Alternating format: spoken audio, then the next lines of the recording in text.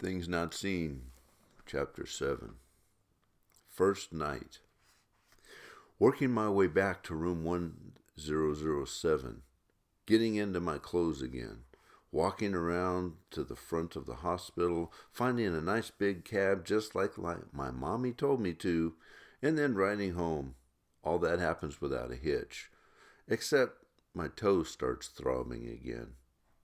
Coming home to an empty house, I've done it plenty of times, but tonight it's different. Alone is one thing. Alone at night, all night, well, that's something else. Dad has some timers rigged up, so there are a few lights on. Still, the place looks like a big old funeral home. This kid at school named Russell, his dad runs a funeral home in Kenwood. His family lives on the second and third floor of the place.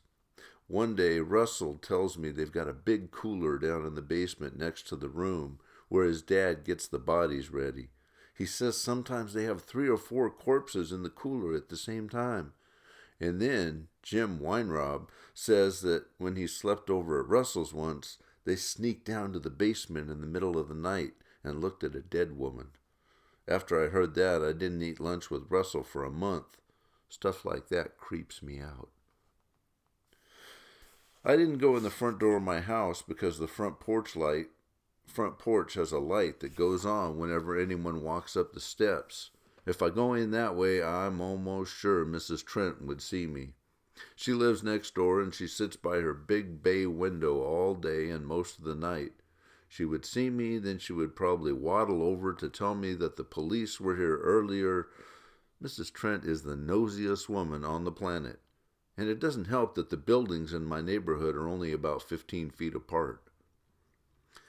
I let myself in at the driveway door on the east side of the house, the side away from Mrs. Trent. This side faces the big duplex apartment house. It's loaded with college kids. The place is all lit up and somebody's music system is blasting away. I wish I was going there for the night. First, before I set the alarm system at my back door, before I turn on any other lights, before I even take off my coat and scarf, I go around and shut all the shades and curtains. If Mrs. Trent gets one good look at my empty clothes walking around the house, it'll mean the end of life as we know it. With the alarm set and my coat and stuff dumped by the back door, it's time to eat. I'm starved again. I watch as I feel my hands throw a peanut butter and jelly sandwich together, and I think how I'd give anything for a double cheeseburger right now. Then this thought: unless things change, my fast food days are over. Unless someone else does the buying, great. I can't even get a Happy Meal unless my daddy or my mommy buys it for me. Mom. I grab the kitchen phone, and then I grab a paper towel to wipe the strawberry jelly off it. I promised Mom I'd call when I got home. 1 ring, 2 rings, 3 rings. Maybe she's already asleep or in the bathroom. 4 rings. It's a deep purse. Ringer's probably set on low. 5 rings. 6 rings. Dead? Bad word. I mean the battery in her phone. Dead battery. And then it goes to voicemail. I try not to sound worried about her, but I am. Mom, it's me. I got home fine, and now I'm fixing some food. It's about 9, I guess. So say hi to Dad, and I'll call you tomorrow. Or you can call me. Bye. I've been at home by myself plenty of times. Tons of times. But not like this. Never with both my folks away all night and no one else coming. I don't like scary movies, especially the kind where people are alone in a big old house. And I've always been a little afraid of the dark, which is not a bad way to be in this part of Chicago. Even with the cops and the university police all over, there's still plenty to worry about after sundown. The street lights are on, but there are shadows. Lots of shadows. So I turn on more lights. In the TV room, I set up a tray table. Then I get some milk and my sandwich. I should know better than to just turn on the tube. It's still set to WGN, and it's a movie preview. The one where Jack Nicholson is holding an axe and trying to push his face through a door.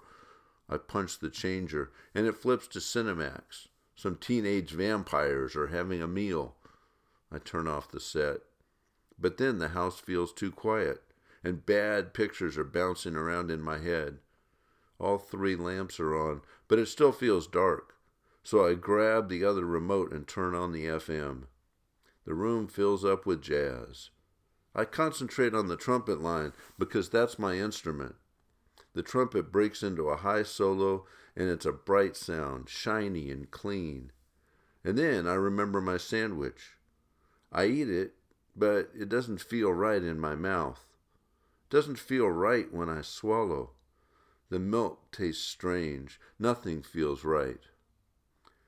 Because when the fear begins to crawl, it just keeps coming. Light is good. Light is very good. But the windows behind all the curtains are dark, and behind every curtain there's a horror story, a real one. It's the real ones that come crawling at me through the night. The alarm system is blinking. That's supposed to make me feel safe. It's blinking next to every door. The alarm system has eyes and fingers all over the house. It senses things. The system will shriek when someone outside starts to come through a door or a window.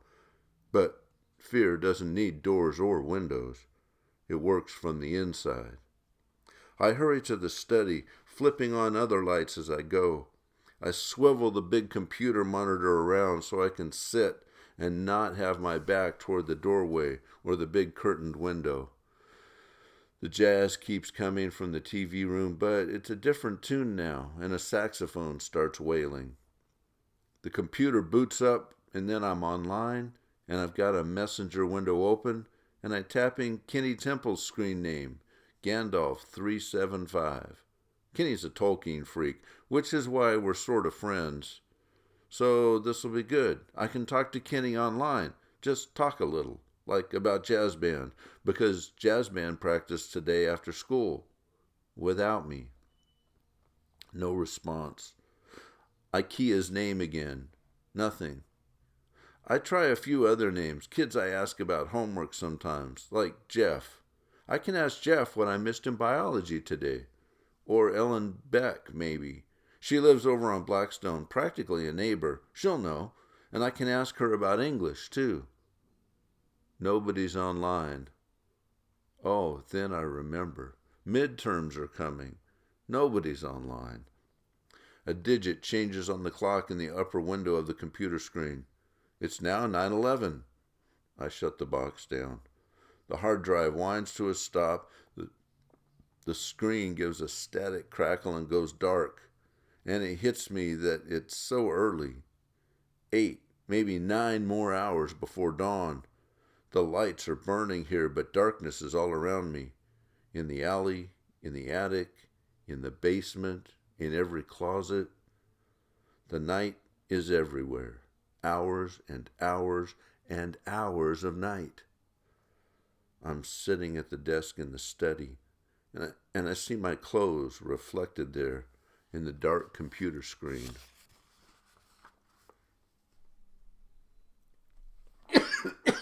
Excuse me. If I could see my eyes there where my face should be, what would I look like right now? Would they look uneasy? More than that, maybe haunted? Would my eyes look haunted? Were that lady's eyes open? The eyes of that dead lady down in the basement cooler at Russell's house? What did her eyes look like? I'm running up the front stairs, flipping on lights as I go, and I get to my room and turn on the lights, and I shut the door, and I lock the door, and I sit on my bed, and I grab my pillow, and I hug it against my stomach because of the fear. It's cranked up. It's up past terror, past panic. I'm thinking, this must be dread. Except I'm not thinking. There's no room for thinking, just feeling. Feeling like the dread is oozing up through the cracks between the boards on my floor, bubbling up through the heater grates. I can feel it rising, like water, like black blood, like the fluids, like the fluids, like the fluids that Russell's dad pumps into the dead bodies down in the basement of the funeral home. The dread is filling my locked room and my mouth and my nose and my ears and my eyes and my lungs, and I'm drowning in it. But I sit there and I don't. I don't drown. I'm breathing so fast I feel faint. I have to yawn. But I'm getting a thought. It's a real thought, a memory about fear. And I'm thinking it. And the thought is simple. It's simple. Nothing to fear but fear itself. From a history class. Just words. Just words until now. I'm going to stop there and I'll finish it in a second file.